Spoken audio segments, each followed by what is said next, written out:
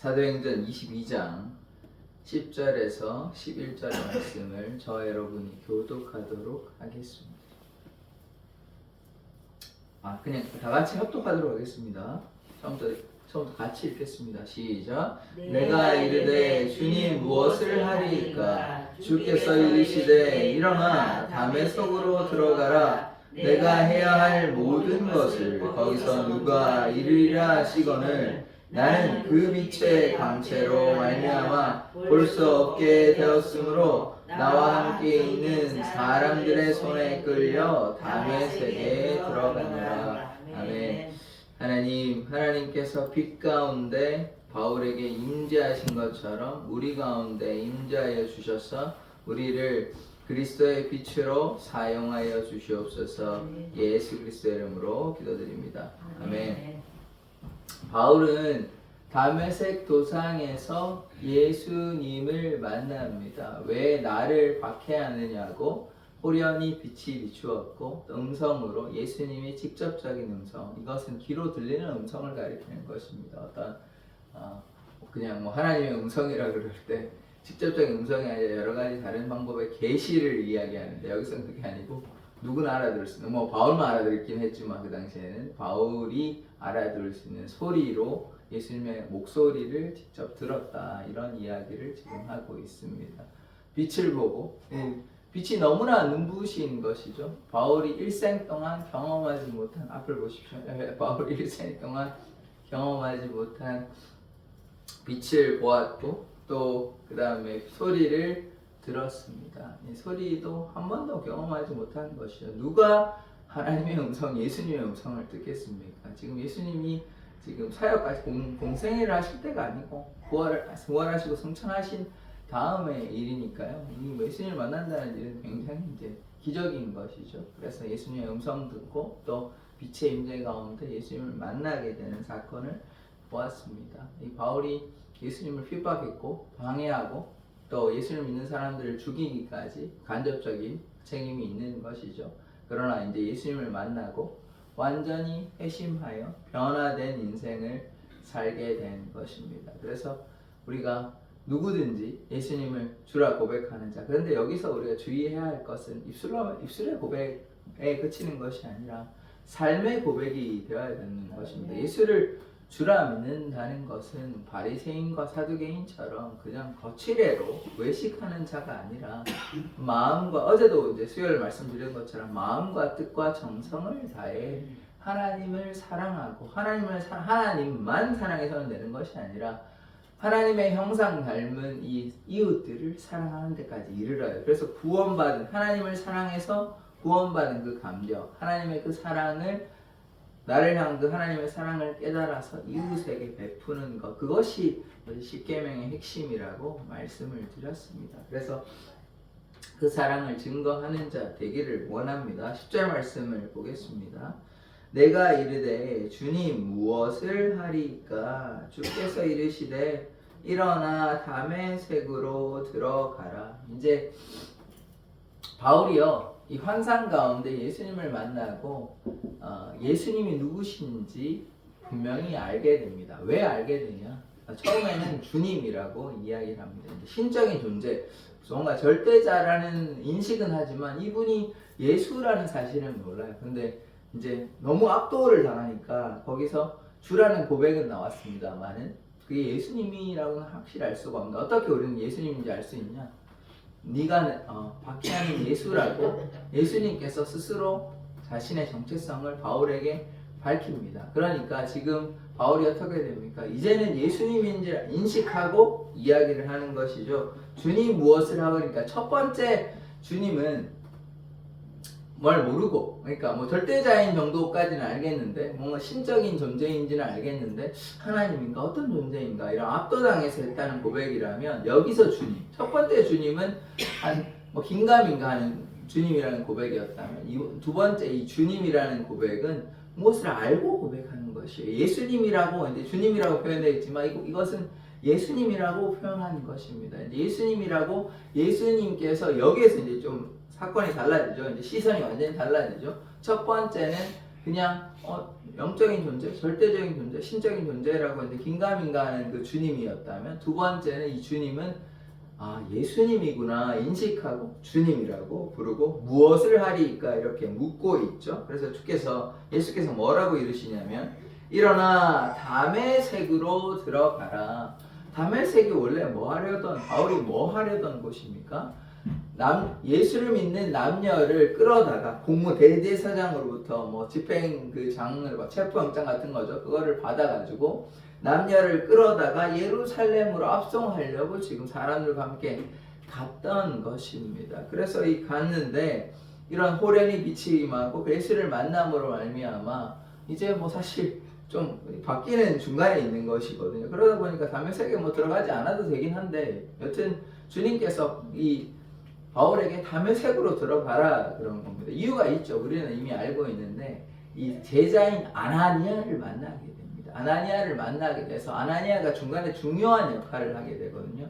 바울이 사흘 동안 눈이 멀게 됩니다. 왜 눈이 머냐? 빛이 너무나 강력하고 이래서 눈이 멀게 돼요. 그러다 보니까 이 눈을 다시 뜨게 하는 이가 누구냐? 물론 하나님의 은혜, 하나님의 역사지만 그 하나님의 역사를 누구를 통해 일어나냐? 아나니아를 통해서 일어납니다. 그래서 이 다메섹으로 들어가면 이제 기다리고 있으면 아나니아를 만나고 서로 꿈을 통해서 이제 보여주고 그래서 이제 아나니아가 사실은 처음에 아나니아도 안 가려고 했는데 그래서 바울이 왜냐하면 사울이었던 자가 막 괴롭히고 사람들을 괴롭혔기 때문에 받아들일 수가 없는 것이죠. 그러나 하나님의 그 말씀을 듣고 깨달아서 그래서 바울에게 가서 눈을 이제 뜨게 하는 그 역할을 아나니아가 하게 되는 것입니다. 또 세례도 받게 돼요. 아나니아로부터 예수를 믿고. 그러니까 아나니아가 중간에 중요한 역할을 합니다. 바울이 눈을 뜨게 되는 것, 또 세례를 아나니아로부터 받았기 때문에. 그래서 다메섹으로 들어가라고 이야기하는 것이죠. 11절의 말씀을 보시면 나는 그 빛의 광채로 말미암아 볼 수 없게 되었으므로. 보십시오.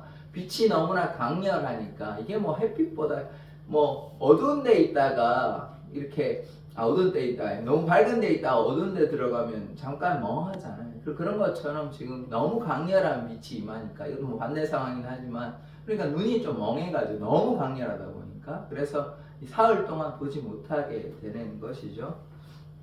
그래서 어떻게 갔냐? 나와 함께 있는 사람들의 손에 끌려. 이 나와 함께 있는 사람들은 누구냐면 바울이 어떤 옥에 있는 사람들을 끌고 갈 때 혼자 가서 잡아서 어떻게 합니까?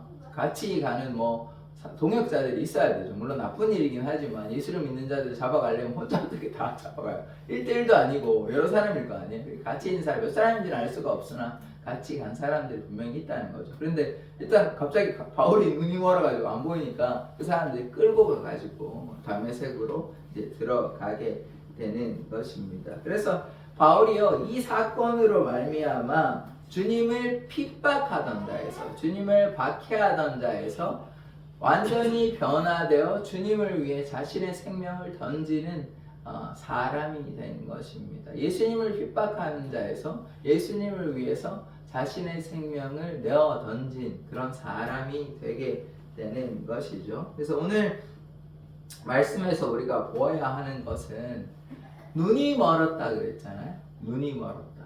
이 눈이 멀었다는 것을 우리가 다르게 이해해 보자면 하나님을 믿지 아니하면 어떻게 됩니까?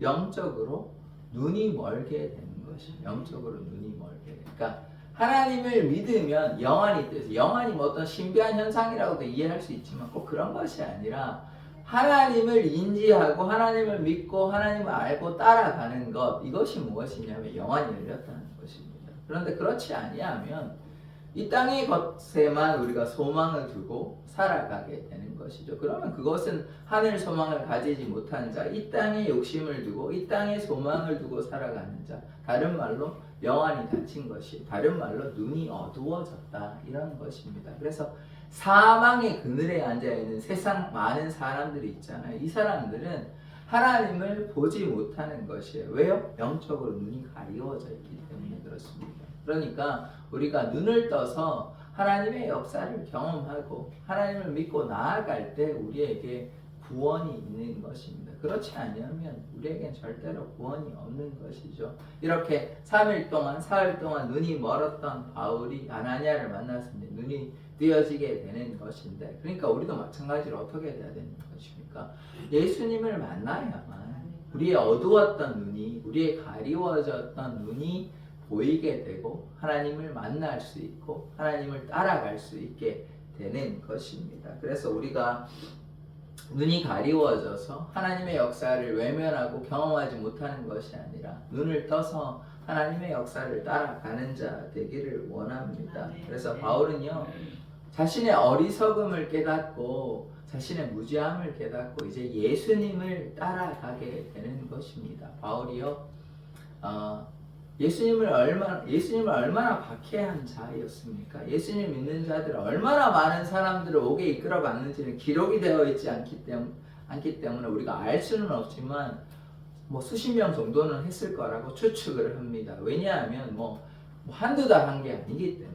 한두 달 한 게 아니에요. 바울이 예수님 믿는 자들을 이미 또 다메섹으로 갔다는 것은 예루살렘에서 해도 충분히 하는데 예루살렘에서는 웬만큼 자기가 할 만큼 어느 정도 한 것 같아요. 한 것 같고 또 다른 사람도 있고 하니까 굳이 이 다메섹까지 온 거예요. 다메섹까지. 왜요? 예수님 믿는 자들을 좀 박해하려고 그들을 끌어가지고 예루살렘에 데리고 가려고. 그러니까 얼마나 많은, 이것이 이제 하나의 이제 근거가 돼서 얼마나 많은 사람들을, 예수님 믿는 사람들을 이렇게 박해했는가 우리가 보게 되는 것이죠. 그런데 이렇게 예수님을 박해하고 예수를 믿는 자들을 박해했던 이렇게 악하고 나쁜 바울도 예수님을 만나면 변화된 인생이 되는 것입니다. 그래서 우리도요, 이제 예수님 만났잖아요. 예수님 만난 지 이제 시간이 적지 않기 때문에 우리가 예수님 앞에 나아가고 우리가 영적으로 우리의 삶의 주인이 하나님이 되시기 때문에 우리가 영안이 띄어졌다고 본다면 이제 주님을 향해 나아가야 하는 것입니다. 무엇을 몰라서 한다 그러면 주님께서 우리에게 책임을 묻지 않으실 거거든요. 몰라서 그런 건데 어떻게 책임을 묻습니까? 그런데 문제는 알고 있음에도, 이게 이제 달란트 비유인데, 알고 있잖아요. 그리고 종의 비유인데, 포도원의 종이 계속해서 이게 종에게 이제 포도원을 맡겼는데 종을 보내니까 죽이고 또 결국은 누구냐, 아들까지 죽이는 그런 일을 하는 것 아닙니까? 그런데 종들이 뭐 해야 되는 사람입니까? 포도원의 청직이고 관리해서 당연히 수출의 얼마를 드려야 되는 게 당연한 것인데 결국은 포도원을 차지하려고 아들까지 죽이면 굉장히 악한 종 아닙니까? 그러니까 여기서 지금 뭘 얘기하는 거냐? 물론 그 비유는 예수님에 관한 그 비유이긴 하지만 지금 여기서 또 다른 게 우리가 이해할 수 있는 것은 우리가 청직이란 말이에요. 다른 말로 그리스도의 대사라는 뜻인데 이 땅에 우리가 하나님께서 맡겨주신 일이 있다는 것이, 이 땅이 크게 보면 무엇입니까? 포도원이라는 것이에요. 포도원. 포도원에서 우리가 뭐 해야 됩니까? 우리가 맡겨주신 청지기로서의 역할이 있어요. 그런데 하나님께서 이제 종을 보내셨는데 그 종을 우리가 어떻게 합니까? 막 때리고 이제 말을 안 듣고 계속해서 괴롭히고 하면 우리의 일을 감당하지 못하는 거고, 심지어 그 포도원을 나의 것이라고 생각해버리면 이거는 너무나 악한 일 아닙니까? 그러니까 이것은 무엇입니까? 하나님의 주권을 우리가 인정하지 않는 것이죠. 우리의 마음대로 나의 삶의 주인은 내가 된다라고 생각하고 이렇게 살아가는 것 아닙니까? 그것이 이제 불의한 청지기들, 불의한 종들, 포도원의 종들의 모습이었다면 우리는 어떻습니까? 바울이요, 완전히 변화가 되었잖아요. 예수님을 만나고 그 뒤에는 다시 옛 모습으로 돌아가지 않습니다. 그런데 우리는 어떻습니까? 우리는 때로 힘들고 어렵고 때로 사람들과의 갈등에서 또 여러 가지 문제를 만나서 조금 하나님을 소홀히 할 때가 있지 않습니까? 바울은 그런 적이 없어요. 회심한 이후로는 오로지 주님만을 향해 나아가지 뒤로 돌아갔다가 불평했다가 원망했다가 그렇진 않습니다. 바울이요, 무슨 신적인 권위를 가진 사람이 아니에요. 그냥 우리와 같은 우리의 성정을 가진 인간에 불과합니다. 바울이 추앙받아야 될 존재가 아니에요. 그냥 한 명의 인간이고 바울조차 내면적으로 갈등을 겪고 있습니다. 사단의 가시라고 불리는 그런 것도 몸에 있는 어떤 질병도 있다고 우리가 보거든요. 그런 와중에서 물론 심각하진 않았겠지만 그래서 내면적으로 또 외부적으로 또 사람들과의 관계에서 그런 어려움이 있음에도 불구하고 바울이 뭐 평탄했던 삶이 아니에요. 그렇지만 포기하지 않고 교회를 위해서 또 이방인들에게 복음을 증거하기 위해서 그렇게 헌신한 삶이고 뒤로 돌이키지 않았어요. 딴 생각하지 않았다는 것입니다. 그냥 사람에 불과해요. 사람에 무슨 대단한 그런 존재가 아니고 그냥 우리와 똑같은 사람인데 바울은 뭐가 그렇게 열심을 가지고 이렇게 주님만을 향해 나아갔고 우리는 바울과 같이 똑같은 사람인데 우리는 이렇게 연약해가지고 무슨 일이 있으면 핑계대고 불평하고 원망하고 갈등하고 용서하지 못하고 그렇게 되는 것일까요? 그러니까 우리가 이것을 한번 생각해 보아야 되는 것입니다. 바울도 우리와 똑같은 인간이라니까요. 뭐 대단한 존재가 전혀 아닙니다. 전혀 아니고 다만 그 차이는 무엇이냐? 하나님께 순종하려고 하는 마음. 자신의 생명은 아무것도 아니라고 자기의 생명을 귀하게 여기는 것이 아니라 지금 누구를 귀하게 여기냐면 예수 그리스도만 존귀히 여깁니다. 그 차이예요. 그 차이. 다른 차이는 아무것도 없어요. 똑같은 사람이고 똑같은 고난이 있고 똑같은 어려움이 있고 얼마나 어려움이 있는 거 우리가 계속해서 보았지 않습니까? 돌에 맞기도 하고 감옥에 갇히고 억울한 일을 당하기도 하고 또 돌아다니는 것이 그 당시에 무슨 차가 있습니까? 비행기가 있습니까? 말을 타고 다닌 것도 아니에요. 심지어 걸어 다니고 뭐 해상으로 가는 건 어쩔 수 없으니까 배 타고 가는 그 정도가 다예요. 그러면 돌아다니는 게 쉬웠겠습니까? 얼마나 피곤했겠어요. 그런 고린도후서 11장에서 자신의 고생담을 밝히고 있지 않습니까? 그러나 그것들은 뭐 자랑하지 않았어요. 그건 또 시간이 지나서 고린도후서라고 얘기하면요 3차 전도여행 때 쓴 거기 때문에 이미 시간이 지나서 이야기한 거예요. 그러니까 우리와 똑같은 성정을 가진 똑같은 사람인데도 불구하고 바울은 왜 회심해서 이렇게 주님만을 위해서 살아갔는가? 그 차이는 그 이유는 자신은 죽고 자아가 죽고 오로지 주님만을 자랑했기 때문입니다. 그러니까 다른 말로 뭐냐?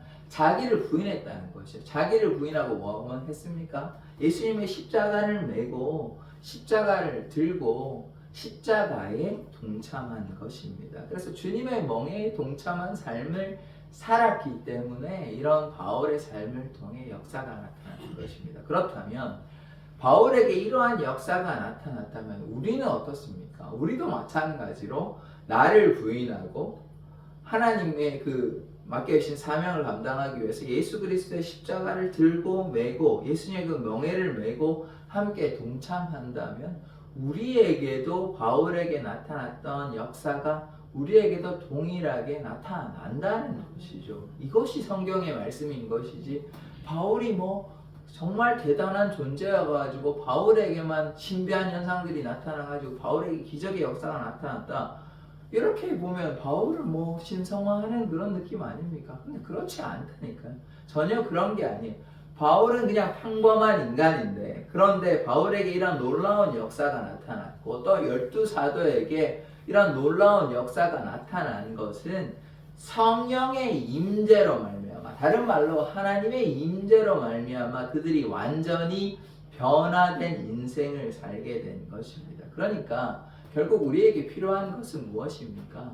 성령의 임재, 하나님의 임재, 하나님의 역사가 우리에게 나타남으로 성령의 충만함을 받아야 이러한 일을 감당할 수 있게 되는 것이죠. 그러니까 우리가 어떤 결심을 한다고 되는 것이 아닙니다. 물론 우리의 결심도 필요하지만 결심보다 더 큰 것은 무엇이냐? 성령의 임재, 하나님의 임재가 우리 가운데 거하고 그 가운데 거할 때 우리가 하나님께 순종하는 그것이 이제 그 다음에 나타나는 이런 것이지 우리만 결심한다 이렇게 해서는 하나님의 역사가 나타나는 것은 결코 아닌 것입니다. 바울이 무지해가지고 바울이 결심은 가지고 있었어요. 그런데 그 방향이 예수님과 함께하는 같은 방향이 아니고 전혀 반대되는 방향 아닙니까? 인간의 결심으로 되는 것이 아니에요. 같은 방향으로 하나님의 뜻 가운데 거하고 하나님의 임재가 임하고 하나님을 따라가야 되는 그때 우리의 의지가 필요한 것이지 그냥 우리의 의지만을 가지고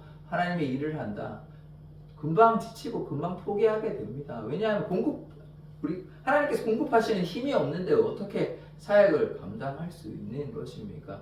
우리의 사역은요, 우리의 일은 하나님께서 공급하시는 힘으로 그렇게 감당할 수 있게 되는 것입니다. 그것이 바울의 사역이었고 그것이 사도들의 사역이었습니다. 그렇다면 우리도 말씀과 기도로 하나님께 가까이 나아감으로 하나님께서 우리에게 힘을 주시고 능력 주시고 지혜 주시고 용기 주시고 이것을 다른 말로 성령의 충만함을 입는 것입니다. 그러면 어떻게 되냐? 우리가 성령의 열매를 맺게 되는 것입니다. 그 삶이 바울의 삶이었어요. 그렇다면 우리도 자꾸 어떤 일이 어려움이 있었을 때 포기하거나 낙심하거나 또 형제를 여전히 미워하거나 용서하지 못하는 것이 아니라 기도가요 잘 안 되는 이유 중에 하나는 뭐 여러 가지 이유가 있겠지만 용서하지 못할 때도 기도 안 되거든요.